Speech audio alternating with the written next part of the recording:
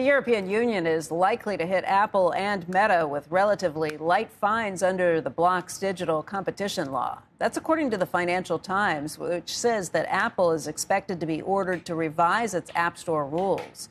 It said a separate investigation into the design of Apple's web browser choice screen will also be closed. That report says that the lighter regulatory touch from Europe is meant to avoid upsetting President Trump.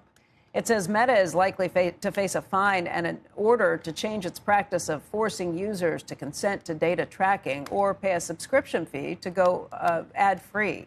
That's really interesting. An example of where this president's unpredictability is definitely going to help American countries, because this law was seen as an absolute way of just taking revenue and huge fines from our biggest companies. Right. Ready to tell the EU to just butt out. You know, when you succeed at something in terms of technology, or to the extent that all our companies do, then maybe you can, get involved. It seemed incredibly unfair the way they were going about this, and so this is probably some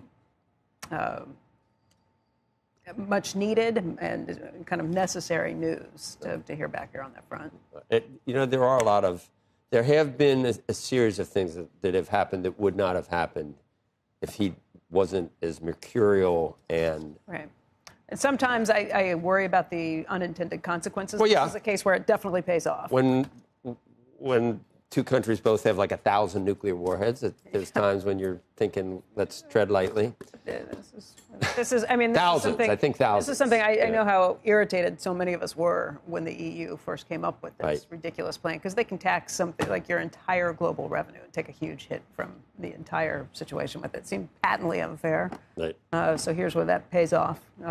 Definitely a positive. All right. Coming up, data just out on the state of China's economy. We always see that with the Beige Book, and we'll talk to China Beige Book economist Derek Scissors. He's going to share it with us as we head to breakers to look at yesterday's S&P 500 winners and losers.